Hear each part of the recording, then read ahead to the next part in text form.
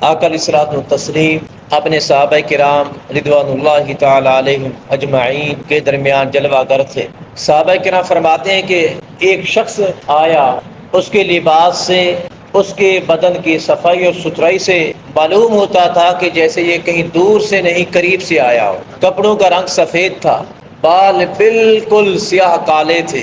اگر وہ کہیں دور سے آیا ہوتا تو سفید کپڑوں پہ میل کچیل جم چکی ہوتی، بال غبار آلود ہو چکے ہوتے، اس کے چہرے پر غبار ہوتا، نہ تو اس کے چہرے سے معلوم ہوتا تھا کہ یہ کہیں دور سے آیا ہے، یعنی چہرہ بھی صاف ستھرا تھا، اجلا اجلا، بال بھی بالکل کالے سیاہ تھے اور صاف ستھرے، لباس بھی صاف ستھرا ہے، معلوم ہوتا تھا کہ کہیں یہ دور سے نہیں آئے۔ لیکن ہم میں سے کوئی اسے جانتا بھی نہیں تھا۔ اگر یہ دور سے نہ آیا ہوتا، قریب سے ہوتا، مدینہ شہر کا رہنے والا ہوتا تو ہم اسے ضرور جانتے ہوتے، کوئی نہ کوئی اسے جانتا ہوتا ہے۔ تمام صحابہ ایک دوسرے کی طرف دیکھنے لگے کہ کوئی اسے جانتا ہے، لیکن ہر کسی نے انکار کر دیا کہ میں اسے نہیں جانتا۔ لیکن جب وہ حضور علیہ الصلوۃ والتسلیم کی بارگاہ میں حاضر ہوا، حاضر اس انداز میں ہوا کہ آقا علیہ الصلوۃ والتسلیم کے سامنے آ کے کھڑا ہو گیا۔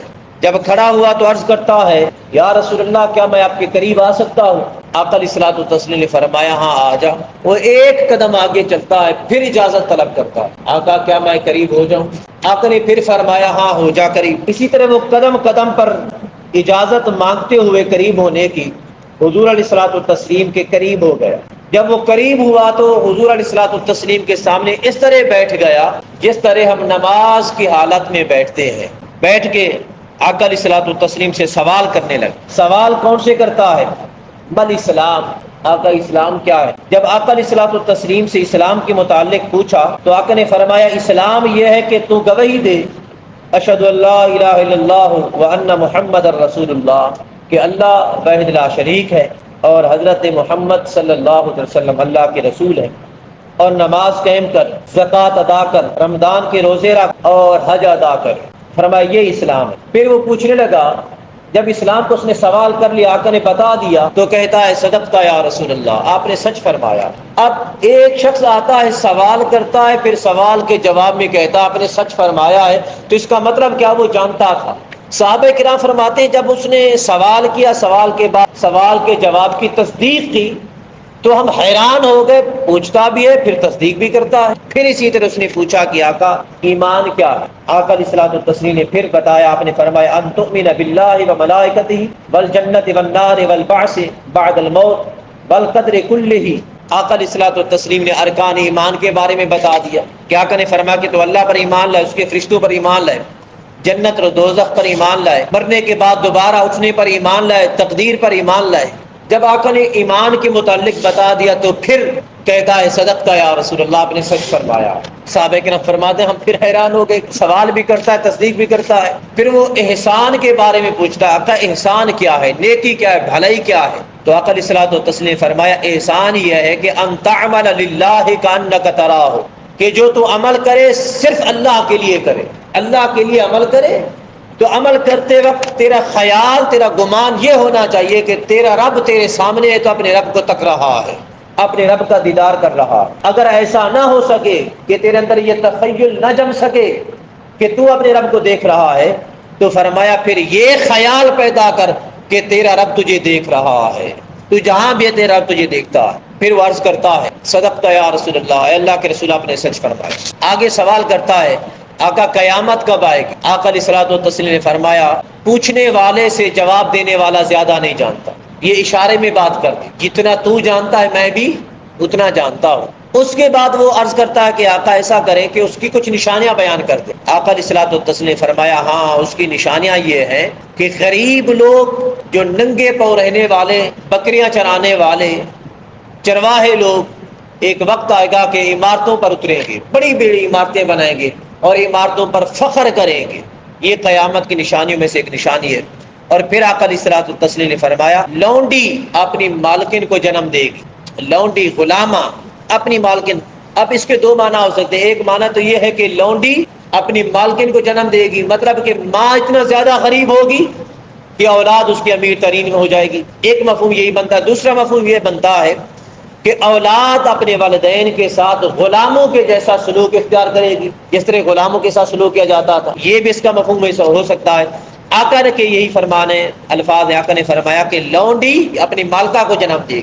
اسی طرح جب آقا علیہ الصلوۃ والتسلیم یہ فرما دیا تو سائل نے پھر یہی جواب دیا، صدقت یا رسول اللہ، آپ نے سچ فرمایا۔ پھر وہ اجازت طلب کرتا چلا جاتا ہے۔ جب وہ چلا جاتا ہے تو حضرت فاروق اعظم رضی اللہ تعالیٰ عنہ فرماتے ہیں، آقا علیہ الصلوۃ والتسلیم نے فرمایا میرے غلامو جاؤ اس شخص کو دوبارہ بلا کے آؤ۔ صحابہ کرام فرماتے ہیں ہم اس کے پیچھے گئے۔ جب ہم اس کے پیچھے گئے تو ہمیں معلوم نہ ہوا کہ وہ کہاں چلا گیا، پتہ بھی نہ چلا، وہ گم ہو گیا۔ صحابہ کرام فرماتے ہیں پلٹ کر حضور کی بارگاہ میں آیا کہ عرض کیا آقا وہ تو گم ہو گیا ہے۔ آقا نے فرمایا میرے غلاموں کیا تم جانتے ہو یہ کون شخص تھا؟ صحابہ کرام نے عرض کیا اللہ و رسولہ عالم، اللہ اور اللہ کا رسول جانتا ہے، ہم نہیں جانتے کہ یہ کون تھا۔ ہم تو اسی اس کی حالت میں، آنے میں، بیٹھنے میں، اس کے انداز پہ اور اس کی پہچان میں اور سوال کرنے میں، پھر سوال کی تصدیق کرنے میں حیران ہے یہ کہ یہ کون شخص تھا۔ آقا علیہ الصلوۃ والتسلیم نے فرمایا میرے غلاموں یہ کوئی عام نہیں تھا، رب کریم نے تمہارے پاس تمہیں دین سکھانے کے لیے جبریل کو بھیجا تھا۔ یہ الفاظ قابل غور ہے۔ آقا نے فرمایا کہ رب کریم نے تمہارے پاس دین سکھانے کے لیے جبریل امین کو بھیجا تھا۔ اب سب سے بڑی بات یہ ہے کہ دین ہے کیا؟ دین نماز، روزہ، حج، زکوٰۃ، اسلام، ایمان ہے نا، لیکن اس سے پہلے بھی کچھ دین ہے۔ وہ کیا ہے؟ وہ ادب مصطفیٰ جو جبریل امین نے سب سے پہلے آ کے سکھایا۔ قدم قدم پہ رک رک کے آقا علیہ الصلوۃ والتسلیم سے اجازت لے رہے ہیں، آقا کیا میں قریب ہو جاؤں؟ آقا کیا میں قریب ہو جاؤں؟ آقا کیا میں قریب ہو جاؤں؟ یہ ان چیزوں سے، ایمان سے بھی پہلے، اسلام سے بھی پہلے جو کچھ جبریل امین نے سکھایا وہ ادب مصطفیٰ ہے، ادب مصطفیٰ ہے۔ ویسے تو باقی چیزیں ایمان، اسلام، حج، روزہ، زکوٰۃ، یہ چیزیں تو آقا علیہ الصلوۃ والتسلیم صحابہ کرام کو پہلے سے بھی بتایا کرتے تھے اور صحابہ کرام بھی جانتے تھے۔ در حقیقت جبریل امین اس مقام پہ صحابہ کرام کو ادب مصطفیٰ اور آقا علیہ الصلوۃ والتسلیم کی بارگاہ میں حاضری کا طریقہ سکھانے آئے تھے، یہ تھا دین۔ اور اس کے بعد آقا علیہ الصلوۃ والتسلیم سے جب پوچھا، آقا نے جو بیانات فرمائے وہ سب ہمارے لیے، ویسے تو ہر شے، ہر لفظ، ہر کلمہ اہمیت رکھتا ہے، لیکن ہمارے لیے اس وقت جو سب سے زیادہ اہمیت کا حامل کلمہ ہے وہ یہ ہے کہ آقا علیہ الصلوۃ والتسلیم فرمائے جو کوئی بھی تو عمل کرے اللہ کے لیے کر، اور وہ عمل کرتے ہوئے یہ گمان رکھ، یہ خیال رکھ، یہ تصور لا کہ تو اپنے رب کو دیکھ رہا ہے، اپنے رب کے سامنے ہے۔ اگر ایسا نہ کر سکے تو اس کو خیال رکھ کہ تیرا رب تجھے دیکھتا ہے، تو جہاں کہیں بھی ہے تیرا رب تجھے دیکھتا ہے۔ اگر آج بندے کے دل میں، بندے کے وہم و گمان میں، بندے کے علم میں یہ خیال، یہ تخیل بیٹھ جائے میں رب کو دیکھتا ہوں کہ یا پھر رب مجھے دیکھتا ہے، جو بھی صورت اختیار کر لی جائے تو مفہوم یہی نکلتا ہے کہ میں اپنے رب کے سامنے ہوں۔ اگر یہ مقصد جم جائے، بیٹھ جائے ہمارے خیالات میں کہ میں اپنے رب کے سامنے ہوں، تو یقین جانیے بدی کا نام و نشان مٹ جائے گا، برائی کا نام و نشان مٹ جائے گا، گناہ کا نام و نشان مٹ جائے گا، رب کی نافرمانی کا نشان مٹ جائے گا۔ اپنے اندر، اپنے اولادوں کے اندر، آنے والی نسلوں کے اندر، ان کے ذہنوں میں، ان کے خیالوں میں کسی طریقے سے یہی تخیل بٹھاؤ کہ ہمارا رب ہمارے سامنے ہے اور ہم اپنے رب کے سامنے ہیں۔